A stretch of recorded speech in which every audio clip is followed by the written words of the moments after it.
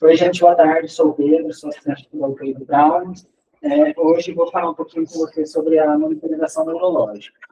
A ideia dessa aula não é discutir a fundo cada tipo de monitorização, quando usa, quando não usa, como interpretar cada detalhe, mas apresentar para vocês, e principalmente na parte mais da monitorização básica, que a gente vai usar mais no dia a dia, e sim falar um pouquinho mais sobre cada uma delas.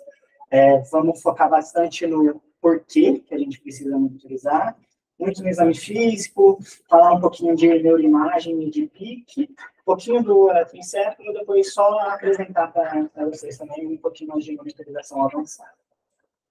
Primeira pergunta é por que a gente vai monitorizar o neurológico do paciente? Eu faço essa pergunta porque nenhuma ferramenta de monitorização por si só vai impactar no desfecho do paciente.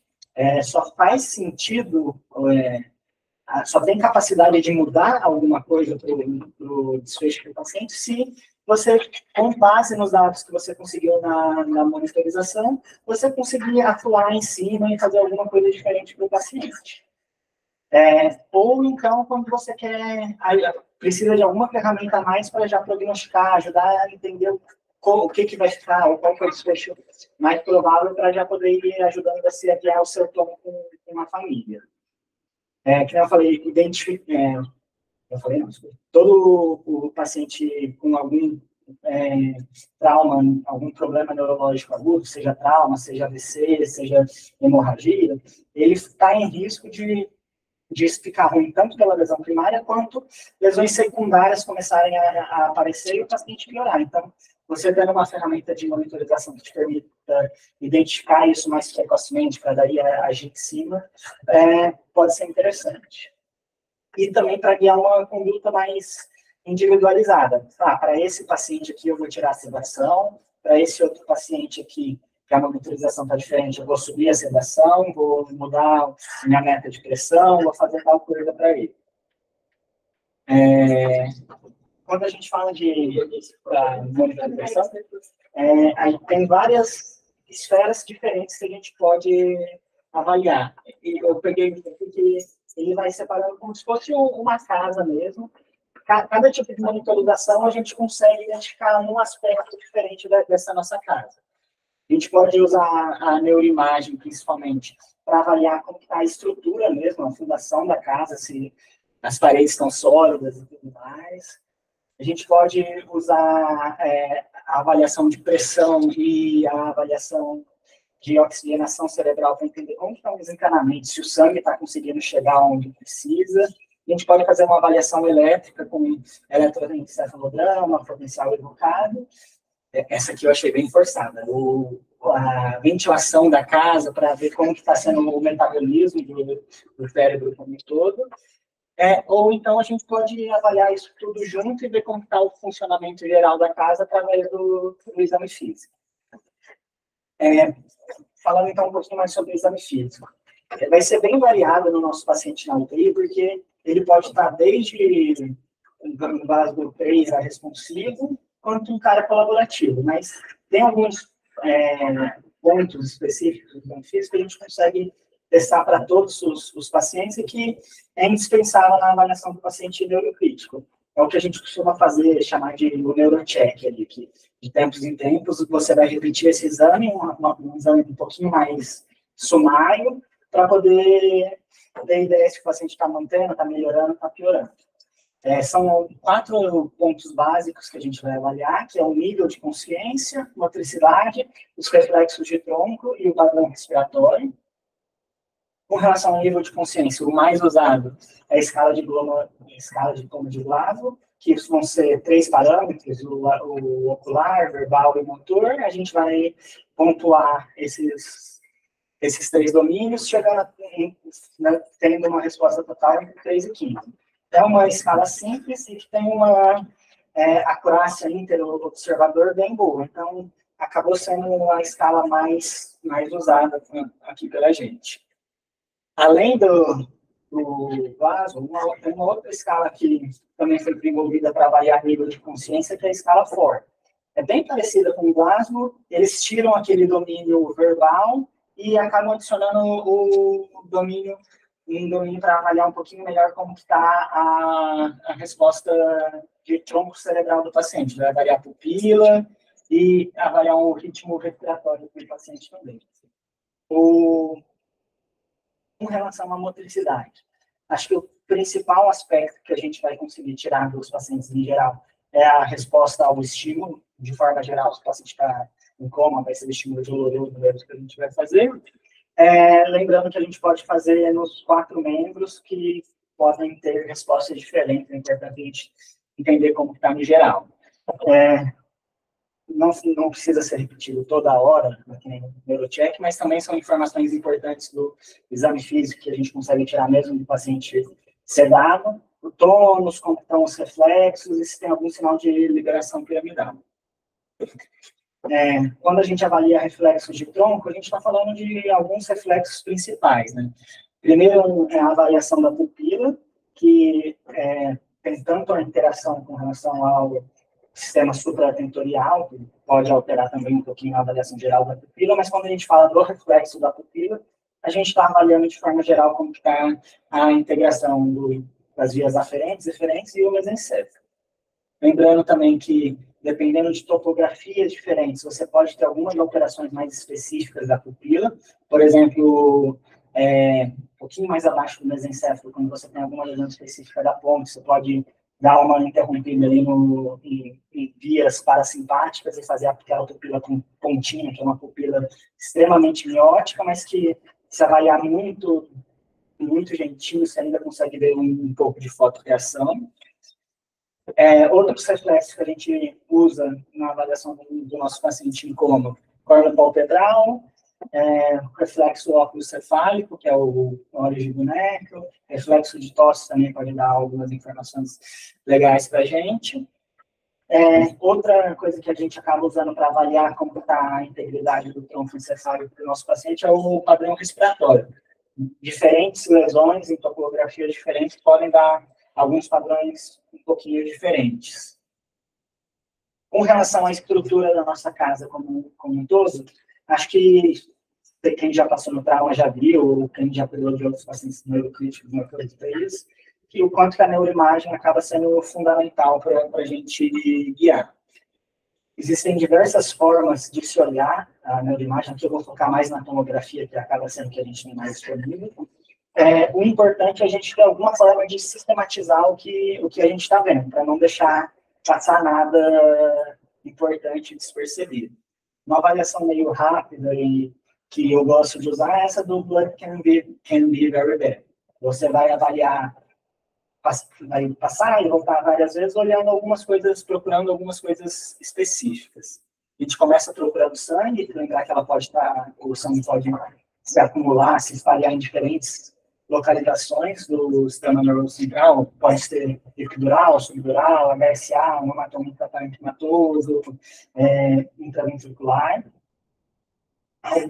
Tem algumas características específicas que ajudam a gente a diferenciar, por exemplo, o epidural, que ele vai ter aquele formato biconvexo, por ser de forma geral, uma origem arterial, ele vai dissecando a dura mata do crânio e vai formando esse formato biconvexo. E por conta dessa localização dele, como em geral as suturas ósseas são onde a dura mata é mais aderida no crânio, o hematoma epidural tende a respeitar as suturas. Geralmente está relacionado com uma fratura óssea, e é basicamente isso.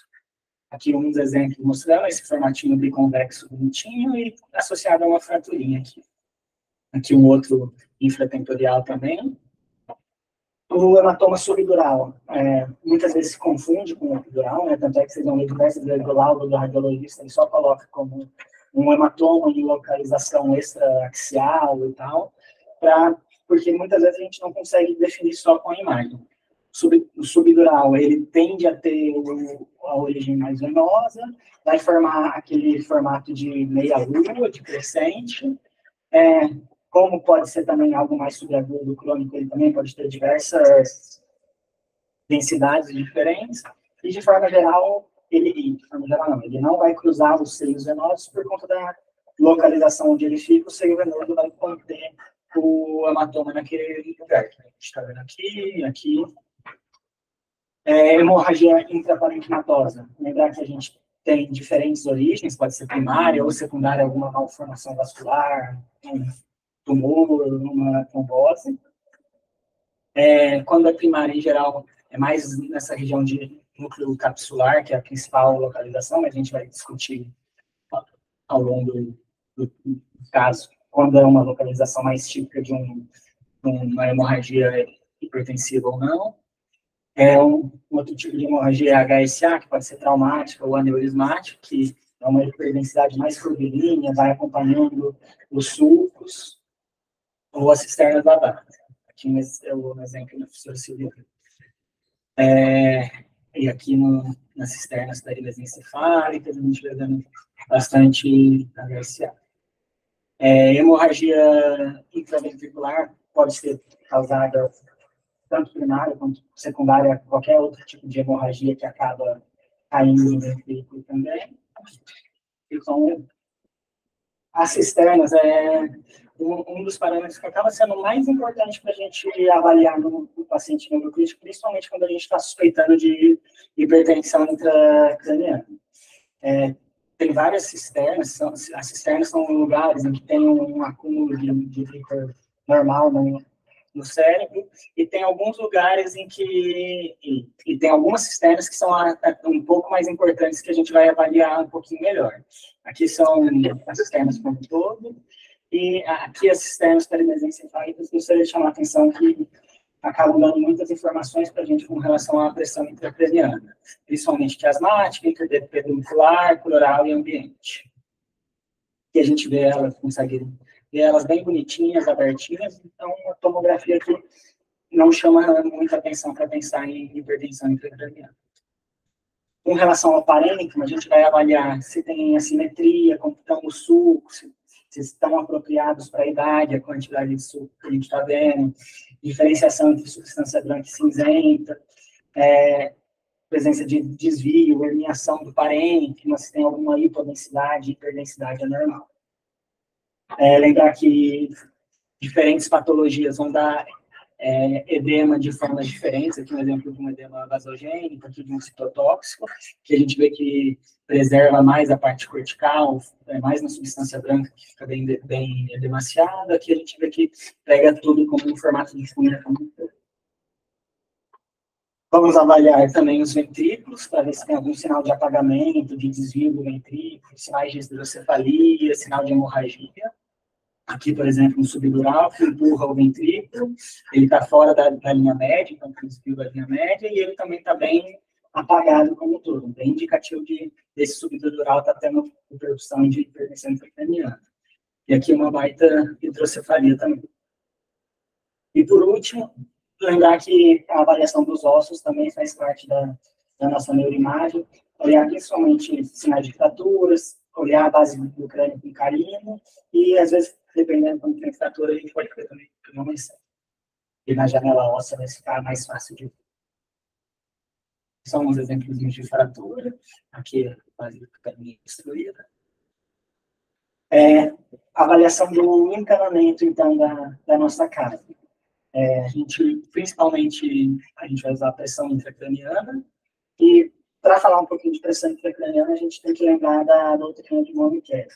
A ideia é o compartimento intracraniano é um compartimento fechado, a calota óssea não deixa ele se expandir, então, com isso, qualquer aumento de volume que você tiver dentro dessa caixa vai se transmitir como um aumento de pressão. A gente tem que 80% do nosso volume intracraniano é ocupado pelo parênquima encefálico. Claro que isso vai variar conforme a idade, conforme a patologia do paciente, e os outros 20% distribuídos meio que igualmente entre líquor e sangue arterial e venoso. Nosso cérebro, o nosso compartimento intracraniano, ele já tem uma capacidade de adaptação de quando você começa a aumentar um dos compartimentos aqui, seja por uma massa, seja por um sangramento, um hematoma, qualquer coisa, o cérebro consegue compensar inicialmente a pressão, colocando para fora tanto o líquor quanto o sangue venoso. A gente diminui o volume de líquor de sangue venoso para poder comportar essa massa a mais. Isso, nesse estado, você está compensado e a pressão intracraniana continua normal ou bem próximo do normal. Conforme a gente vai esgotando esse mecanismo de compensação, a massa vai expandindo mais ainda, a pressão intracraniana começa a elevar. Pensando nisso, a gente pode dividir a complacência intracraniana nessas três etapas. Inicialmente, você vai aumentando ali a massa, mas o cérebro, quando tem reserva, consegue jogar para fora o líquido, o sangue venoso, a pressão intracraniana acaba não mudando tanto. Chega um ponto em que um aumento a mais do volume acaba se transmitindo em uma relação meio linear em pressão, e chega um ponto que já está tão descompensado que você aumenta 1 ml a mais ali, já é capaz de causar um aumento da pressão intracraniana bem desproporcional. Com relação à perfusão cerebral, é importante lembrar que não é só a pressão intracraniana que define o tanto de sangue que vai chegar no cérebro, mas a diferença entre a pressão arterial média e a pressão intracraniana, que é a PPC, a pressão de perfusão cerebral. Um cérebro saudável, ele tem uma faixa de autorregulação que, mesmo quando você muda essa pressão de perfusão cerebral, o volume de sangue, o fluxo de sangue que chega no cérebro vai ser constante. Aqui é a PPC, tá bom? Atenção que não é PAM, não é PIC, é a diferença das duas.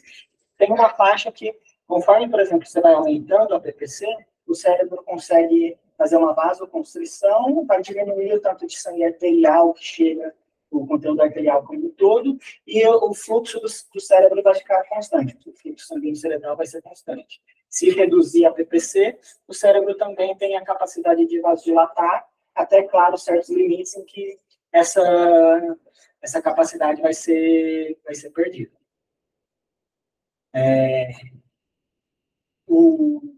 Quando a gente mede a pressão intracraniana, quando a gente coloca um catéter para medir, em geral é isso que a gente vai estar vendo. Isso aqui, a pressão intracraniana, ela não é estática, né? Ela vai variar conforme o batimento cardíaco, porque a cada batimento vai ser um volume a mais de sangue que vai chegar no parênquima encefálico. A gente vai dividir isso em 3 curvas.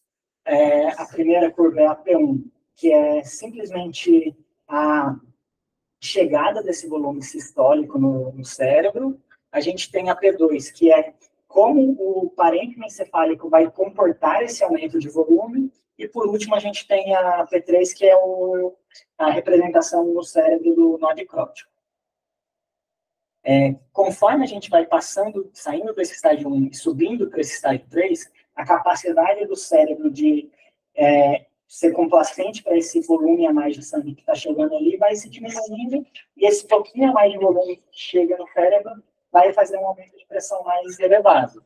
Então, conforme vai piorando a complacência cerebral, a gente vai saindo desse estágio que P1 é maior que P2, para um estágio que P2 vai crescendo cada vez mais até que ele supera P1. Sinal de que a complacência cerebral já está esgotada e que o paciente está indicativo de hipertensão intracraniana. Se a gente tirar um pouquinho de zoom nessa curva que a gente está vendo, a gente pode ver também que, conforme tem alteração da inspiração e expiração do paciente, a pressão intracraniana também vai ter um pouquinho de variação por conta da drenagem venosa. E se a gente tirar mais ainda o zoom aqui, a gente vai ver que, mesmo em indivíduos saudáveis, a nossa pressão intracraniana não é estática, ela vai tendo variações ao longo do dia. Em pacientes que têm alguma patologia cerebral, a gente pode ver essas curvas que são aumentos súbitos e repentinos da pressão intracraniana, a níveis muito mais altos, que ficam em platô por certo período de tempo, são chamadas curvas A de Langenberg, e isso representa um estado mais patológico. No entanto, mesmo em indivíduos saudáveis, como eu falei, a gente também tem uma variação. E, às vezes, a nossa pressão pode subir a nível um pouquinho acima do normal, mas esses aumentos são menos intensos e se sustentam por bem menos tempo, que são as curvas B. E não necessariamente estão associados a pior prognóstico, a alguma alteração alguma alteração de conduta. Então, por isso que quando a gente fala de hipertensão intracraniana, não é só o valor mas também o tempo em que isso se sustenta. Quando a gente fala, então, da mensuração da pressão intracraniana como um todo, a gente pode fazer isso de forma invasiva, que é passando um catéter dentro do parênteses cerebral, e esse catéter ele pode ser simplesmente um sistema de coluna d'água, parecido com o que a gente usa para medir a PAI e a PVC, por exemplo, ou podem ser coisas um pouquinho mais avançadas, com fibra ótica, que vai transmitir eu não sei explicar como que a fibra ótica vai medir a pressão, mas isso vai ser lido ali. E o extensômetro, que é o que a gente tem aqui no HC, que tem como se fosse um microfilamento ali na pontinha, que ele vai sentir a distorção, ele vai se distorcer conforme muda a pressão intracraniana ali, e conforme esse microfilamento se distorce, o sistema lê uma pressão diferente. E esses catéteres de pressão intracraniana podem ou não ser acoplados a um sistema de drenagem do líquido. Com relação à localização, pode-se colocar em basicamente qualquer parte do compartimento cerebral. Os mais comuns, os que são mais validados, que têm maior correlação, são o intraventricular e o intraparenquimatoso. E o intraparenquimatoso, que é aqui, esse aqui, são os mais usados. Aqui no HC, a gente tem a tendência de usar basicamente só o intraventricular, porque permite também a gente acoplar ele já ao sistema de drenagem. No outro tipo, a gente não consegue fazer a drenagem. As duas formas de medir a pressão intracraniana têm suas vantagens e desvantagens, de forma geral. O intraventricular, ele consegue, além de permitir a drenagem, ele consegue uma visão mais global da caixa craniana como um todo, e, só que desvantagem, ele infecta mais. O intraparenquimatoso, de desvantagem, menos infecção, menos hemorragia, tem menos problemas, mas ele acaba sendo uma pressão um pouco mais localizada ali da região que você está, então você tem que colocar numa região perto ali da área, do que seria uma área de penumbra, uma área que você está preocupada querendo salvar. E outra, ele não permite você fazer a drenagem do líquor. Enfim, basicamente são essas as vantagens e desvantagens. Com relação a alvos de tratamento de pressão intracraniana, é uma coisa bem discutível, que acho que ainda vai mudar ao longo do tempo. Até pouco tempo atrás, a gente falava que hipertensão intracraniana era pressão acima de 20 milímetros de mercúrio. Mas isso saiu simplesmente de estudos observacionais que mostraram que pacientes que tinham uma pressão acima de 20 tinham piores prognósticos, que faz todo sentido, né? Conforme a lesão vai ser pior, a pressão intracraniana vai ser pior. Recentemente, o BTF, ele atualizou isso e colocou como 22 agora como sendo o corte, mas isso também saiu de estudos observacionais e só chama a atenção que conforme estratos diferentes de idade, de gênero e de Glasgow, esse valor pode variar um pouquinho, do que separa melhor prognóstico ruim ou não. E por conta desse estudo, virou 22 agora. Mas mais do que o valor, especificamente, a gente entender o que está acontecendo. Por exemplo, você tem um paciente que está o tempo todo ali com a pressão controlada no limite superior, mas abaixo do nível de corte, mas que não está acontecendo, não tem nenhuma variação, você está ali tranquilo, o alarme não soou, você está ali tranquilo, tudo bem. Você tem um outro paciente que a pressão vinha bem ali, só que por algum motivo, por exemplo, a pressão arterial média do paciente caiu um pouquinho. Ele dormiu, ou ele recebeu alguma medicação que fez a pressão cair um pouquinho. Nesse momento, o paciente está com a autorregulação preservada, caiu um pouquinho a pressão arterial média, caiu um pouquinho a PPC, ele vai fazer um pouquinho de vasodilatação dos vasos e fazer aumentar um pouquinho o conteúdo arterial do cérebro dele. Com isso, a pressão intracraniana, até as coisas entrarem em equilíbrio, vai dar uma subida momentânea. Nesse momento, soou o alarme, você vai lá, salgadão, cede o paciente, faz mil coisas, mas talvez esse aumento transitório da pressão esteja só sinalizando para você que esse seu paciente está com uma autorregulação preservada. Então, é importante levar em consideração o aumento da pressão intracraniana com relação ao tempo. Esse gráfico aqui é meio complexo, mas só para mostrar que não só o insulto, mas também a duração do insulto está relacionado ao vermelhinho aqui, que é o desfecho neurológico pior. Com relação às indicações da monitorização invasiva, a gente tem coisas mais bem definidas no PCE, que é a recomendação em pacientes que são salváveis, com Glasgow abaixo de 8 após a ressuscitação e alguma alteração da toma de crânio. Ou então, pacientes com um PCE severo, com idade maior de 40 anos, postura patológica ou pressão arterial sistólica abaixo de 90, porque esses pacientes aqui também têm uma chance maior de progressão de ter hipertensão intracraniana. Para HSA, em geral, um paciente que tem um WFMS maior que 3 é uma recomendação de ser também passado em tratador de pressão intracraniana, mas de forma geral, a gente não passa de rotina só se o paciente tem indicação por hidrocefalia, que daí a gente vai querer a derivação dele. E na hemorragia intraparenquimatória, daí é muito mais terreno de ninguém. A gente precisa monitorizar esses pacientes? Não sei. A gente tem alguns estudos observacionais mais antigos, eu trouxe esse aqui que é bem emblemático, um holandês, que mostrou que pacientes que, lá no Holanda, o sistema de trauma deles funciona dividido em um centro urbano e um outro centro de trauma de referência mais uma área mais rural. Eles viram que esse centro rural, eles não tinham a prática de usar a PIC como rotina. Eles viram que mesmo ajustando para diferenças de gravidade, os pacientes que iam para o centro rural ou que iam para o centro urbano deles e recebiam a PIC tinham desfechos neurológicos bem semelhantes, levantando a pulga que talvez você passar um cateter para medir a pressão intracraniana não vá alterar de forma significativa o desfecho desse paciente. Com base nisso, em 2012, foi publicado esse trial, que é um FCT mesmo, que avaliou protocolos que envolviam a monitorização invasiva com a não monitorização invasiva. Também não foi diferente os desfechos neurológicos dos pacientes depois de 6 meses.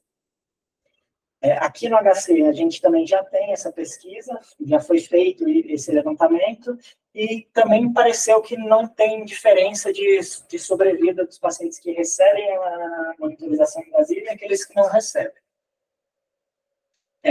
Podemos fazer essa monitorização da pressão intracraniana de forma não invasiva também. Uma das ferramentas que a gente pode usar é a bainha do nervo óptico. O princípio é aquele que eu falei mais cedo, de que quando começa a subir, começa a aumentar o volume de alguma nova massa, algum hematoma dentro do cérebro, o líquor vai ser expulso da caixa intracraniana. Um dos lugares para onde o líquor é mandado é para a bainha do nervo óptico. Então, a gente consegue, com o ultrassom, medir ela ali para ver se ela está dilatada, que seria algum sinal de que a pressão ali está subindo. A mensuração, vocês vão ter oficina com a Marina para falar um pouquinho da banheira do nervo óptico, mas só adiantando, a mensuração é feita a 3 milímetros ali, a gente conta 3 milímetros abaixo de onde começa o nervo óptico e vai fazer a mensuração da bainha como um todo. Pontos de corte são bem variáveis na literatura. De forma geral, abaixo de 4 é um valor preditivo ótimo de que não tem pressão, não tem hipertensão intracraniana. Acima de 5,5 ou acima de 6 já está mais relacionado com pressão intracraniana, com hipertensão intracraniana. Aqui só mostrando que eu achei bonitinho, mas dá até para ver o papiledema pelo ultrassom. Outra forma de avaliar a estrutura, o funcionamento da nossa casa é através do sistema elétrico, do eletroencefalograma. A ideia é avaliar a atividade elétrica através de diferenças de potencial. Então, você precisa de mais de um eletrodo, né? Toda hora avaliando diferenças entre 2 eletrodos. Permite para a gente descartar crises não convulsivas dentro da UTI, a crise subclínica, caracterizar alguns eventos clínicos paroxísticos, se isso é uma crise epilética, se isso é algo biocrônico apenas, fazer um prognóstico em algumas situações específicas, talvez o estado pós-parada seja o mais clássico disso, e guiar um tratamento em algumas situações específicas de estado refratário. Tempo de uso do eletroencefalo. Aqui no HC, a gente tem aquele eletroencefalo curtinho, de 10 a 20 minutos só. Se esse é o ideal, não sei. A gente tem estudos que mostram que conforme você aumenta o tempo de produção de eletroencefalo, mais você aumenta a chance de pegar alguma coisa diferente, faz todo sentido, né? Quanto mais você olha, mais a chance de você ver alguma coisa diferente, principalmente nos pacientes comatosos. Isso faz alguma diferença para os pacientes? Provavelmente não. A gente tem até um estudo recente do JAMA que mostrou que não fazia diferença você fazer a monitorização contínua ou só de forma intermitente. Então, acho que aqui para a gente no HC, esses de 20 minutos, né, são suficientes para a maior parte das vezes. O que a gente vai avaliar no eletroencefalograma? A atividade basal, presença de reatividade a estímulos externos, padrões de crise ou de descargas periódicas. Não vou ficar falando muito disso aqui, não.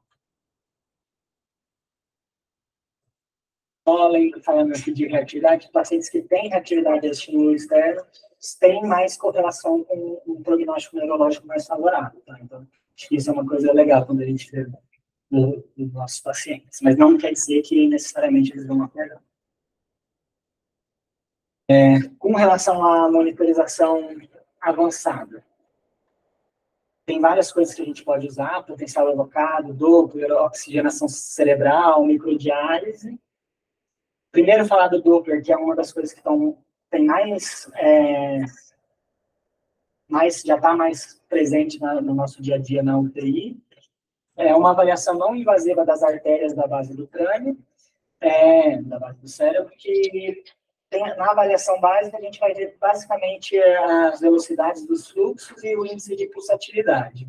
A gente também pode, e com isso a gente vai ter uma ideia um pouquinho melhor de como está o fluxo e como está a pressão intracraniana. A gente consegue fazer uma estimativa da pressão intracraniana com esses dados.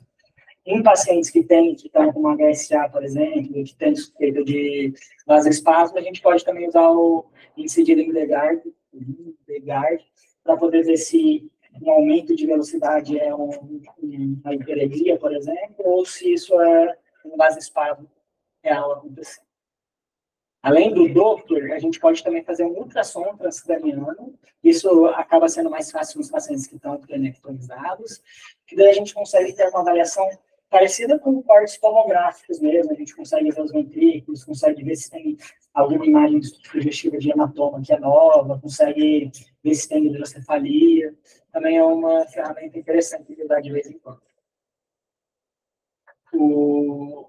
Outra ferramenta mais avançada, que a gente acaba vendo pouco na UTI, porque ela é parecida com o eletroencefalo, né? É um princípio elétrico também, mas que aqui a gente vai querer ver a avaliação do quanto que o córtex consegue receber de estímulos nervosos periféricos, seja estímulo auditivo, principalmente usado, e estímulo somatosensório. Que é o potencial evocado. Só que esse tipo de ferramenta acaba tendo muita interferência com os equipamentos externos, então é meio difícil a gente conseguir usar na UTI. Mas também é uma ferramenta prognóstica bem legal. Oxigenação cerebral. A ideia é avaliar como está o balanço entre a oferta e o consumo de oxigênio pelo tecido cerebral. Pensando que uma redução na saturação de oxigênio no tecido cerebral pode ser consequência tanto de uma oferta inadequada, então, nesse caso, por exemplo, eu vou transfundir o paciente, vou aumentar a saturação dele, ou pode ser consequência de uma maior extração, por exemplo, por um cérebro que está mais doente, uma pressão intracraniana mais elevada, então vou precisar agir nisso. Existem diversas formas de avaliar a oxigenação cerebral, desde formas não invasivas, que é o MIR, é como se fosse um oxímetro mesmo, que ele é colocado no scalp, é usado principalmente na anestesia, ali, para algumas cirurgias que colocam o parênquima cerebral mais em risco, que permite uma avaliação não invasiva também da parte regional. Tem uma avaliação minimamente invasiva, que é a saturação do bulbo da jugular, que é como se fosse mesmo um catéter venoso central que a gente insere, só que em vez de ir para baixo, joga para cima, para ele ficar com a pontinha acima de onde desembocam as veias faciais. Você pode colher ali colher a gasometria para avaliar a saturação e ver como está a extração de oxigênio do cérebro. E por último, mais invasivo, que é um catéter parecido com o de pressão intracraniana, que você coloca no parênquima encefálico e ele te permite, ele vai ler ali como está a saturação de oxigênio nesse tecido. Diferenças entre elas. E tanto a invasiva quanto o NIRS, eles vão dar só uma avaliação da região onde ele está, não vai ser uma avaliação global, enquanto o bulbo da jugular vai ter uma avaliação mais global. Porém, contudo, no entanto, tanto o NIRS quanto o bulbo da jugular, né, eles vão ser mais contaminados por sangue extracerebral. Então, podem tirar alguma avaliação um pouco falseada, enquanto esse aqui, ele vai ser realmente bem específico para aquela região que ele está inserido. Com base na saturação, juntando informações de saturação e de pressão intracraniana, existem alguns protocolos de formas diferentes de agir, mas isso é coisa ainda em desenvolvimento e diversas condutas que você pode tomar para o paciente que está em cada um desses quadros. Isso ainda está sendo estudado, tem 3 grandes RCTs que estão em andamento para ver se isso vai trazer melhor desfecho para os nossos pacientes ou se a gente vai estar caindo naquela coisa da hemodinâmica que foi dos anos 80, da gente ter um monte de informações, mas que a gente não consegue traduzir isso em melhor desfecho para os nossos pacientes. Outra ferramenta que existe, que também vocês podem ler em algum lugar, acho difícil ver aqui no Brasil ainda por enquanto, é a microdiálise. Que a ideia também é colocar um cateterzinho ali no parênquima cerebral, perto da região que você quer monitorizar mais de perto. Esse catéter ele vai ter uma membrana semipermeável, vai permitir fazer como se fosse mesmo uma diálise para você coletar um pouco do líquido extracelular e analisar esse líquido para alguns substratos específicos, lactato, piruvato, e ver como está o metabolismo naquele lugar. Coisa ainda muito mais para experimento do que tradução de uso clínico, mas é possível que daqui a algum tempo a gente comece a ver isso nas UTIs também. Outros marcadores também séricos que também são descritos como possíveis para avaliação neurológica, principalmente a enolase específica neuronal, mas que também não é disponível na prática clínica, mesmo no exterior, onde tem, parece que demoram dias para ter algum resultado. Então, de forma geral, é mais usado para protocolo de pesquisa. Recapitulando, exame físico, principal ferramenta que a gente vai ter para avaliar como está o funcionamento do nosso cérebro como um todo. Lembrar de avaliar pelo menos alguma coisa desses 4 parâmetros: nível de consciência, o tronco encefálico, motricidade e o padrão respiratório. Neuroimagem vai ajudar a gente a entender um pouquinho melhor como está esse tudo do cérebro. Pressão intracraniana para entender se o sangue está conseguindo chegar lá. E o eletroencefalo para entender se a parte elétrica do cérebro está funcionando. E o resto da monitorização mais avançada só para saber que existe. Acho que é isso.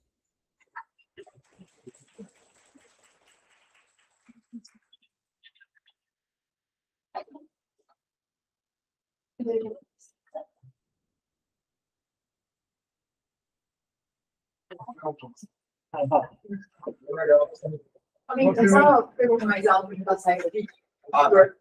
O primeiro, talvez seja bem obral, assim. O cateter de bulbo funciona igual ao central, só que ao contrário? Funciona igual ao central e roda a agulha? Como é que funciona isso aí? Olha, nunca vi passar, não sei te responder. É uma coisa bem específica. De forma geral, que eu já ouvi falar, é passado no, tipo, quando a gente indica, é o neurocirurgião mesmo que passa, às vezes levam até para radioscopia, para o centro cirúrgico, para usar a escopia, para ter certeza que está acima do onde desemboca a direita facial. Seria um cateter específico central. Então, eu ia falar que é tipo um central mesmo, sabe? Que é um cateterzinho, às vezes um monolume que passa. A diferença só é isso, da localização tem que ser bem específica. Outra dúvida que eu recebo muito paciente com pique DVL, né, que é o padrão daqui. E às vezes você vê aquele cateter que não está dentro do ventrículo, está no meio do parênquima. Ele é confiável com muito de parênquima todo? Ele dá as informações que nem o cateter de controle do meio, a gente pode usar. A questão é que ele cai no problema também do intraparenquimatoso, que talvez ele vá te dar uma informação muito mais regional daquela localização do que algo global. Se você está querendo ver algo, tipo, se, por exemplo, você tem uma lesão focal ali só, e você queria passar a PIC para ver como está o cérebro como um todo, o intraparenquimatoso que vai estar ali no meio, talvez você não consiga ver isso como um todo. Sem falar que, claro, você vai ter os efeitos negativos do intraventricular, ali, chance de infecção, chance de sangramento, sem conseguir fazer uma drenagem efetiva, sem ter um benefício.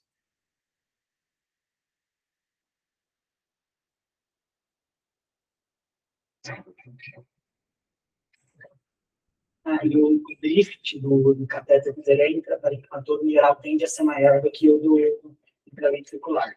O drift é o tanto que o catéter vai perdendo a acurácia dele ao longo do tempo.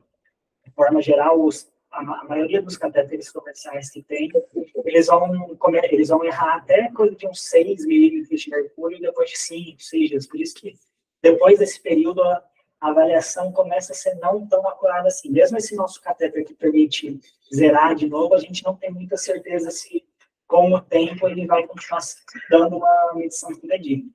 Além do fato de você pensar se, depois que deu todo esse tempo, 5, 7 dias, se a sua intervenção ainda vai fazer tanto sentido que nem era inicialmente, você também tem que saber que talvez você esteja medindo de uma forma inacurada.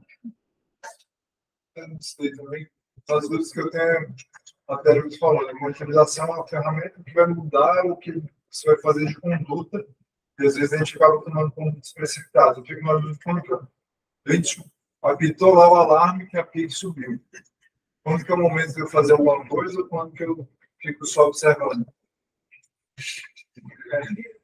Acho que é esse todo o dilema de quem cuida de um paciente crítico com PIC. De forma geral, uma ascensão sozinha, não sustentada, não demanda intervenção, não é nem definidor de hipertensão intracraniana.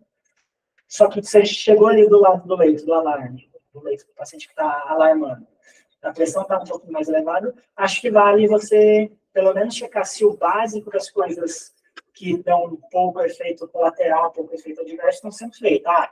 O paciente está confortável, está com uma analgesia adequada, o paciente está com a cabeceira elevada, eu não estou ocluindo uma jugular dele, fazer pelo menos um soft pack bem feito ali e dar uma olhadinha. Se essa PIC estiver sustentando, aí você vai subindo na escada do produto de hipertensão intracraniana. Isso também levando em conta o momento do tratamento que você está. Talvez depois de 14 dias de um insulto, uma PIC de 25 não é a mesma coisa que uma PIC de 25 no cara que acabou de chegar, né? A sua capacidade de mudar o desfecho neurológico desse paciente vai ser diferente, né? Limite de quantas vezes eu vou repetir as medidas para intervenção, a PIC estava. Aí você fez esse check básico. Não, vou fazer medidas, né? O monitor, então, minha série, aí melhorou. Aí depois aumentou de novo. E sempre fica nisso. Você fazer alguma coisa, abaixar, mas aumentar de novo. Existe algum limite? Existe o limite de quando essas terapias param de ser tão efetivas. Por exemplo, com o salgadão, com o sódio, a gente sabe que depois de um tempo ele perde o efeito e que quando chegar ali nos 155, 160, já é o topo de efeito osmótico que vai ter. O paciente que já está com sódio mais nesse nível elevado, você ficar repetindo essa medida, é pouco provável que ela seja efetiva. Manitol é a mesma coisa, a diferença é que a ferramenta que a gente usa para monitorizar o efeito do manitol é um pouco mais complicada que a do sódio. Fazer a osmolaridade sérica acaba não sendo tão disponível que o sódio. Então, em geral, a gente vai fazendo essas medidas até otimizar, chegou num nível que, olha, o sódio já está aqui 155, acho que não faz, já fiz mais um salgadão e vi que ele não baixou a PIC como antes, você vai subindo nos degraus das medidas que você faz para a intervenção intracraniana. Você começa a trazer outras medidas que trazem mais efeitos colaterais, mas que é a sua próxima medida.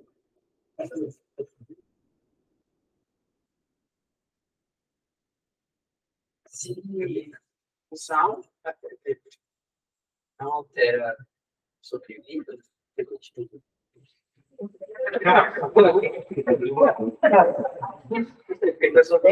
esse estudo que tem, o BEST-FLIP, ele até hoje é motivo de briga em congressos de neurointensiva por aí afora. Tem diversas críticas a ele, tipo, ele foi feito, apesar de ele ser feito por pesquisadores americanos, se não me engano, ele foi feito todo no Equador e na Colômbia, Equador, Colômbia e Bolívia, lugares que não são tão habituados com o uso da pressão do catéter de PIC.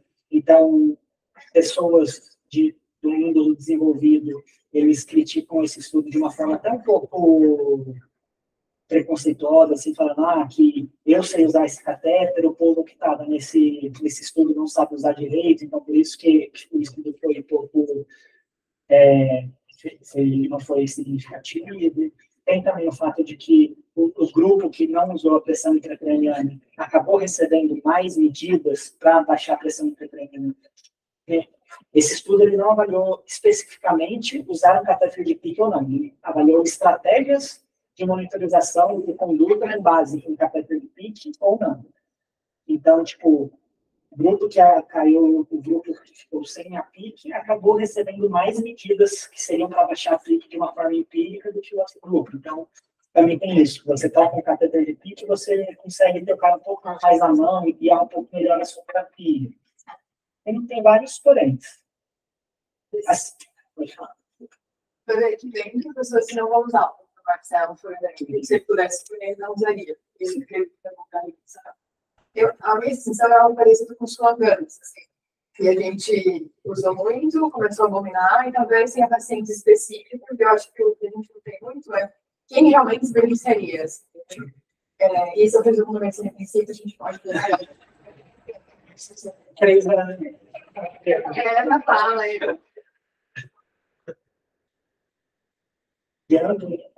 Cuidando de pacientes com pressão intracraniana, eu fico muito mais tranquilo, me sinto muito mais confortável tendo um catéter lá. Não sei se isso vai mudar o desfecho do paciente lá para frente, mas eu me sinto muito mais confortável. Acho que fica até mais fácil você passar o plantão para um plantonista alguém que não é um serviço de formação, daí acaba sendo mais fácil você passar metas para ele cumprir. Se a pressão bater em tanto, você faz isso, acaba sendo um manejo um pouco mais linear. Sem o catéter acaba sendo um manejo, acho que fazendo um pouco mais de arte, de sentir. E a mim, não a gente fica sobre pressão nas BPI, né? Eu acredito que alguém tem que entrar online e de novo, ou entra a cada meia hora, mas alguém tem que estar prestando atenção, né? O Pedro está lá e ele vai alarmar quando uma coisa acontecer. Sem ele, precisa que alguém treinado entre e acabar independente, então, sobre o relógio completo e tire informações de outro lugar. Então, você tem alguém que tenha a capacidade de fazer isso, é treino. Lembrando que também o exame neurológico desse paciente muitas vezes vai ser uma coisa muito foda. Você reavaliar para ver se o cara com Glasgow 3 e o explotórico piorou o exame neurológico. Espera ficar No Gastrip tinha um monte de coisa, né? No Gastrip tinha um monte de... Sim, tinha um monte de etapas, um monte de coisas diferentes para fazer. E a gente acaba vendo isso também aqui no trauma. Diversas vezes a gente pega um paciente com hipertensão intracraniana, mas que não tem um catéter de PIC. A gente acaba sendo um pouco mais invasivo com outras coisas. Acaba sendo mais liberal com sedação, que quando o paciente está monitorizado, a gente fica muito mais tranquilo de tirar do paciente. Vai repetir o exame de imagem com muito mais frequência, exame físico, Doppler, a gente acaba sendo não invasivo com o catéter, mas mais invasivo com outras medidas também. Você faz as nossas assim, então, Brasil, não sei se é nome de marca ou se é o nome de marca, mas que é o único que tem ainda. Entendi uma pergunta. Quais são as nossas expectativas em relação a isso? Você sei que estou interessada, mas isso é positivo? Acho que pode confiar, não? Eu não sei o que você está perguntando para mim, falando a gente. É, Eu posso te dar gente. uma opinião pessoal minha. Eu tive pouquíssimo cuidado, contato com isso, só para falar, o Hair Care é um dispositivo, ele é parecido com uma tiarinha ali, uma faixa que coloca em volta da cabeça, e que ele consegue ter uma avaliação daquelas ondas que a gente mostrou de uma forma não invasiva. Ele é desenvolvido aqui em São Paulo mesmo, ainda está em processo de validação, é uma coisa bem incipiente ainda. O que ele tem de coisas divulgadas até agora, que ele seria útil, talvez, para avaliar a tendência dentro do próprio paciente, e não para avaliar o valor específico mesmo.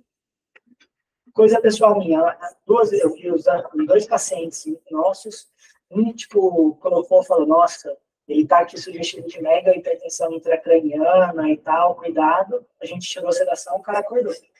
Foi tranquilo, sabe?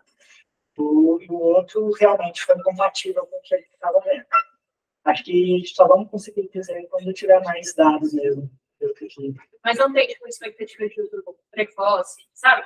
Ah, não, vai mudar a prática, coisa assim. Por enquanto, ele está mais envolvido com isso. Ele ainda está no processo anterior, ele está no processo de validação como ferramenta de monitorização. Ainda não sabemos nem se vai passar para o próximo passo, que seria o de uso clínico e ver se muda o prognóstico, por exemplo.